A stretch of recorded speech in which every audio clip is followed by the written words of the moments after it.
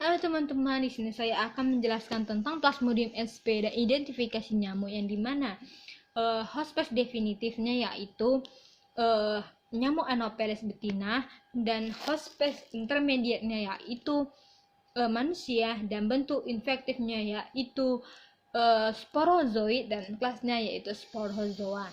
Di dalam Plasmodium itu terdapat ada 4 yaitu Plasmodium falciparum, vivax, oval dan malariae. Dan yang pertama nama penyakit dari falciparum ini yaitu malaria tertiana maligna dan vivax yaitu malaria tertiana benigna dan malariae yaitu malaria quartana dan oval yaitu malaria ovale. Dan secara siklus hidupnya terdapat ada 2 yaitu aseksual dan secara seksual.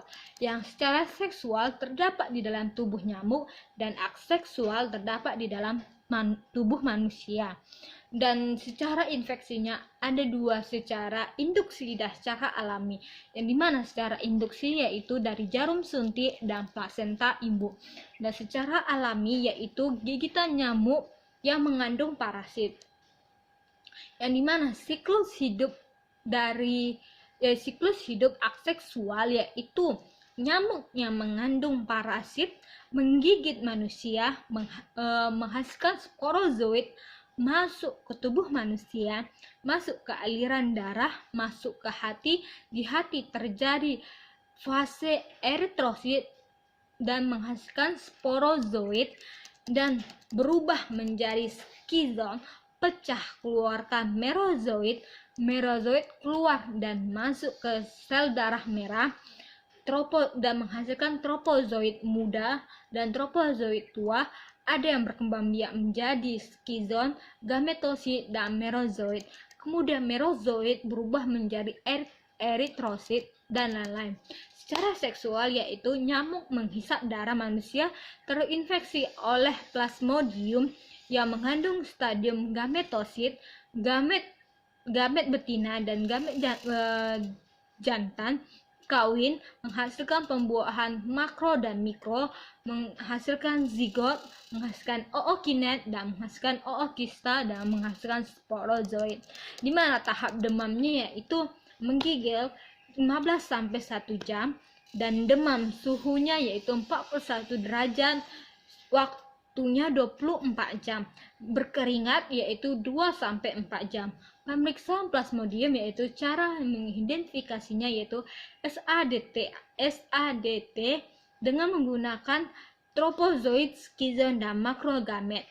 SADT tebal, sel darah merah tak ada dan sel darah dan SADT tipis, eritrositnya utuh.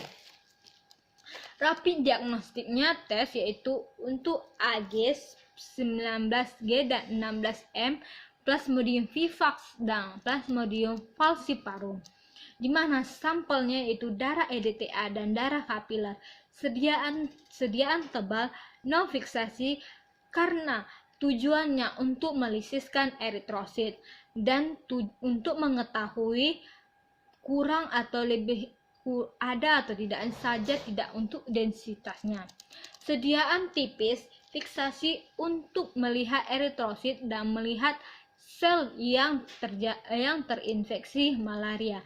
Bagaimana sih pewarnaannya yaitu yang pertama buat sediaan tipis 1 tetes buat lidah api dan kedua sediaan tebal 3 tetes bentuk bulat.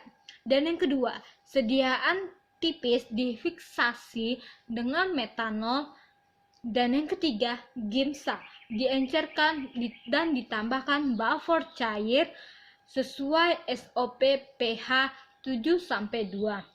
Teteskan ke sel sediaan harus menutupi sediaan tipis. Dan yang kelima, diamkan selama 30-1 jam. Perbedaannya bagaimana yaitu kuncinya seperti ini. Lihat SDM-nya yang terinfeksi.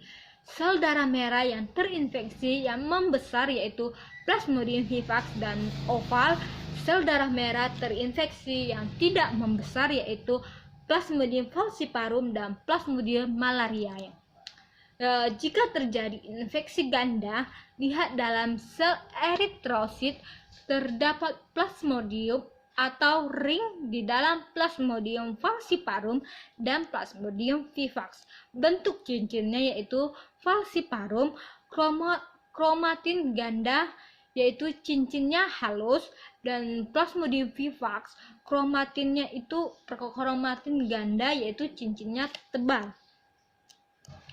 Yang pertama, Plasmodium falciparum yang harus diperhatikan, yang pertama eritrosit tidak membesar, dan yang kedua terdapat titik Maurer di sekitar parasit, dan yang ketiga bentuk titik Maurer kasar, dan yang keempat standar yang ditemukan umumnya tropo dan gamet. Yang kelima, ditemukan skizon di sedia A menandakan infeksi berat. Sediaan darah tipis, tropo muda, bentuknya akokole. Ciri-cirinya yang pertama yaitu eritrosit tidak membesar, dan yang kedua parasit di tepi erit, yang ketiga seperti melekat pada eritrosit. Tropozoid muda, bentuk cincinnya yaitu yang pertama erit tidak membesar, titik Maurernya ada, cincin agak besar, sitoplasma lebih tebal. Di mana tropozoid muda, bentuk cincinnya yaitu ciri-cirinya erit tidak membesar, titik Maurer, cincin agak besar, sitoplasma lebih tebal. Sediaan skizon muda jarang ditemukan, tetapi ciri-cirinya seperti erit tidak membesar, parasit jumlah intinya 2-6, pigmennya sudah menggumpal, warnanya hitam. Dan apabila skizon muda menjadi skizon tua, maka akan banyak, lalu eritrosit adalah pecah, keluar merozoid, masuk ke erit menjadi tropozoid. Gametosit, ciri-cirinya eritrosit tidak membesar, parasit membentuk seperti pisang agak panjang, plasmanya biru, intinya padat kecil, pigmen di sekitar inti. Di mana eritrosit tidak membesar, plasma merah muda, intinya tidak padat, pigmen tersebar, bentuk sosis. Tropozoid muda yaitu gambar uniform, bentuk cincinnya, bentuk cincinnya yaitu terbuka, koma, dan seperti tanda seru, dan sayapnya dan seperti sayap burung terbang. Yang dimana gametnya yaitu bentuk pisang atau sosis. Dan yang kedua yaitu Plasmodium vivax, yang dimana Plasmodium vivax ciri-cirinya eritnya tidak membesar, terdapat titik Skupner di sekitar parasit, dan titik Skupnernya itu membentuk halus dan tersebar merata di sekitar parasit. Yang ditemukan yaitu di tropozoid, skizon, dan gametosit. Tropozoid muda yaitu ciri-cirinya bentuk cincinnya membesar 1/3 SBM, eritrosit membesar, dan mulai tampak titik Skupnernya. Tropozoid bentuknya yaitu ameboid, masih punya vakuolo, eritrosit membesar, dan titik Skupnernya itu jelas. Dimana ciri-ciri skizon muda yaitu intinya membelah, jumlahnya 4-8, eritrosit membesar, tidak ada titik Skupner, titik Skupnernya masih tampak di bagian pinggir eritrosit. Skizon matang, ciri-cirinya yaitu jumlah intinya 12-24, pigmennya kuning tengguli.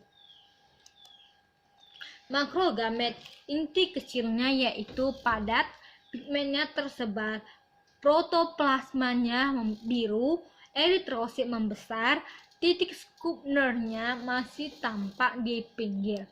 Dan di mana tropozoid inti status yaitu sitoplasmanya kompak atau ameboid, zona merah di sekitar parasit. Dan yang ketiga yaitu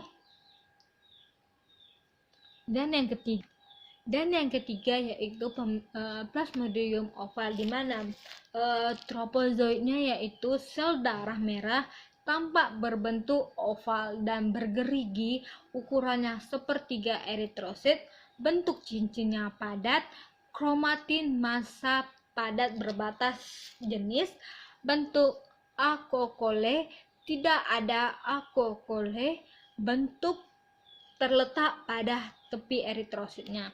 Bentuk tropozoidnya itu yaitu ukurannya membesar, bentuk rapat, kromatin kelompok besar tak teratur, pigmennya kasar, warna coklat kuning tua, penyebaran partikelnya kasar, penyebaran tersebar. Dan ciri-ciri dari skizon yaitu ukuran mengisi 3/4 eritrosit, bentuknya bersegmen, dan jumlah merozoidnya 8-14, pigmen berkumpul di tengah, coklat kuning tua.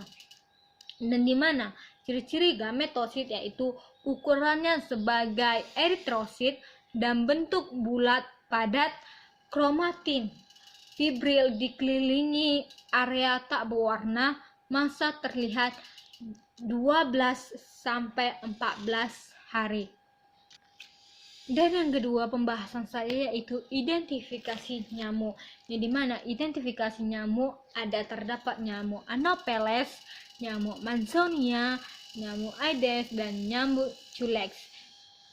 Di mana metamorfosis sempurnanya yaitu siklus hidupnya ada telur berubah menjadi larva berubah menjadi pupa berubah menjadi nyamuk dewasa. Contoh metamorfosis tidak sempurna yaitu kutu, yang dimana penyakit yang disebabkannya yaitu Anopheles yaitu malaria, dan Mansonia yaitu filariasis, dan Culex filariasis, dan Aedes DBD. Di mana terdapat ciri-ciri dari telur Anopheles yaitu memiliki pelampung satu-satu di permukaan air, dan telur Aedes ciri-cirinya tanpa pelampung dan seperti kasar atau jaring-jaring. Dan yang ketiga satu-satu di dinding wadah. Dan telur nyamuk Culex yaitu tanpa pelampung, tersusun seperti rakit. Telur Mansonia ciri-cirinya tidak mengapung, berkelompok di bawah daun, ujungnya runcing. Dan larvanya yaitu Anopheles tidak mempunyai sifon, hanya ada insang analnya. Dan Culex memiliki yang dimana Culex, Aedes, dan Mansonia memiliki sifon. Larva terdiri dari caput, toraks, abdomen. Terdiri dari 8 ruas di abdomen dan 8 dan ada sifon untuk Aedes, Culex, dan Mansonia, di mana fungsi dari sifon yaitu sebagai corong pernafasan, dan fungsi lubang spirakel yaitu sebagai corong pernafasan atau menghirup udara. Abdomen membentuk insang anal untuk regulator tekanan osmotik, di mana Anopheles tidak bersifon, punya lubang spirakel pada segmen abdomen ke-8, dan Aedes sifon satu rumput terdiri dari 3 rambut, dan larva Aedes aegypti pada ruas ke-8 mempunyai gigi-gigi yang bergerigi atau duri lateral. Aedes aegypti terdapat duri lateral di kiri dan di kanan. Larva Aedes albopictus yaitu pada ruas ke-8 mempunyai gerigi-gerigi sederhana tanpa duri lateral. Aedes albopictus tidak ada duri lateral. Culex sifonnya lebih kecil, terdapat bulu atau rambut di sifonnya kurang lebih 3 helai. Mansonia, ujung sifonnya dengan katup penebus dan menancap melekat pada akar-akar tanaman. Tempat hidup dari penyakit nyamuk tersebut ialah yang pertama Anopheles, yaitu terdapat di air kotor, dan yang kedua Culex terdapat di air kotor ataupun di air bersih, dan yang ketiga Aedes yaitu air bersih dengan wadah atau air tergenang, dan yang keempat Mansonia rawa-rawa atau di kebun-kebun. Dan bagaimana ciri-ciri dari pupa tersebut? Yang pertama, pupa Anopheles yaitu sifon pendek, tumpul dengan celah pada satu sisinya. Dan pupa Aedes sifon agak panjang, bagian tepi padelnya berduri pendek, dan bagian tepi padelnya berbulu panjang. Itu pada Aedes albopictus. Dan pupa Culex yaitu sifon panjang dan ramping tepi padel halus. Dan pupa Mansonia sifon dengan katup penebus dan melekat pada tumbuhan air.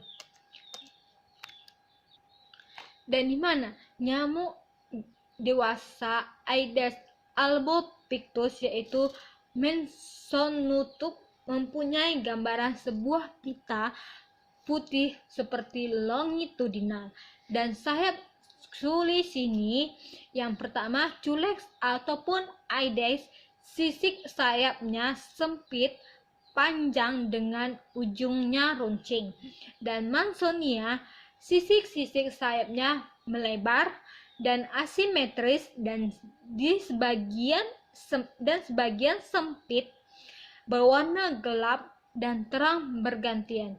Sekian dari penjelasan saya tentang Plasmodium sp dan identifikasi nyamuk. Lebih dan kurang saya mohon maaf. Selamat siang dan salam jumpa. Dadah. Bye bye.